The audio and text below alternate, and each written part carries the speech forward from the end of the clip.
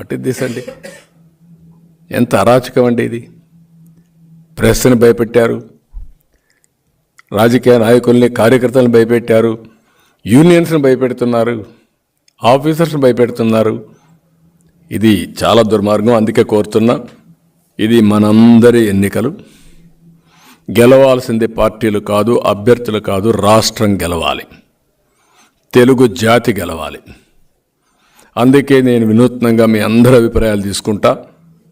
అందరి అభిప్రాయాలు తీసుకొని సరైన అభ్యర్థిని నేను ఎంపిక చేసే బాధ్యత తీసుకుంటా. టెక్నాలజీ కూడా వచ్చింది, వేరియస్ టెక్నాలజీస్ ఉన్నాయి, అవి కూడా ఉపయోగించి నేను తప్పు చేయను, నాకు సహకరించండి. నేను చేయాలనుకునేది ఈ రాష్ట్రం కోసం.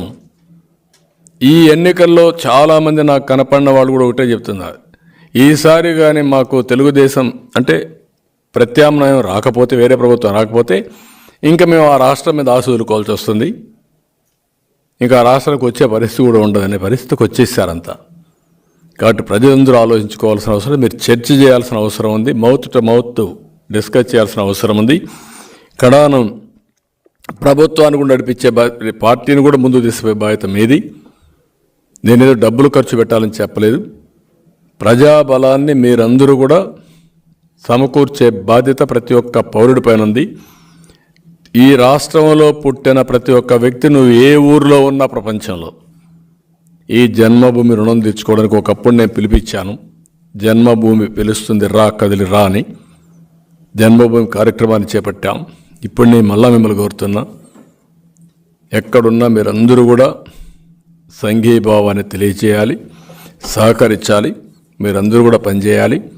నేను కూడా పార్టీ 42 సంవత్సరాల పార్టీ, అభ్యర్థులందరూ ఉన్నారు, ఇంక్లూడింగ్ కుప్పంలో కూడా ప్రజాభిప్రాయ సేకరణ చేస్తా IVRS ద్వారా. అది చేస్తాను, వేరియస్ సోర్సెస్ చేస్తాను.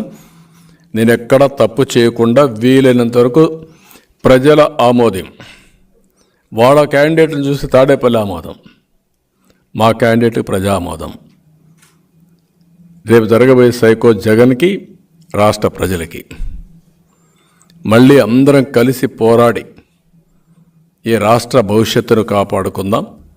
దానికి మీరందరూ ముందుకు రావాల్సిందిగా మరొక్కసారి కోరుతూ, ఈ నూతన విధానం కూడా నేను ఎవరికి చెప్పను, ఎక్కువ విండో కూడా ఇవ్వను. నాకు తప్ప ఆ ఇన్ఫర్మేషన్ ఎక్కడ ఉండదు. ఆ ఇన్ఫర్మేషన్ అనేది ఇక్కడ పెడితే లేనిపోయిన అపోహలు వస్తాయి. అవన్నీ పెట్టుకొని ఎవరెవరిని ఏ విధంగా రైట్ ప్లేస్లో పెట్టాలో పెడుతూనే అందరినీ కన్విన్స్ చేసి రాబోయే ఎన్నికల్లో ఒకటే మళ్ళీ కోరుతాను, మా పార్టీ వాళ్ళకి కానీ బయట వాళ్ళకి కానీ, ఈ ఎన్నికలు మాత్రం చాలా హిస్టారికల్ ఎన్నికలుగా మిగిలిపోతాయి. అది గుర్తుపెట్టుకోవాలి. అవసరమైతే ప్రతి ఒక్కరూ ఈ రాష్ట్రం కోసం త్యాగం చేయాలి. రాజకీయ నాయకులే కాకుండా, రాజకీయ కార్యకర్తలే కాకుండా ప్రజలు కూడా త్యాగం చేసే పరిస్థితికి రావాలి. అప్రమత్తంగా ఉండాలి, ఉండి రాష్ట్రాన్ని కాపాడుకోవాలి. Please subscribe .news.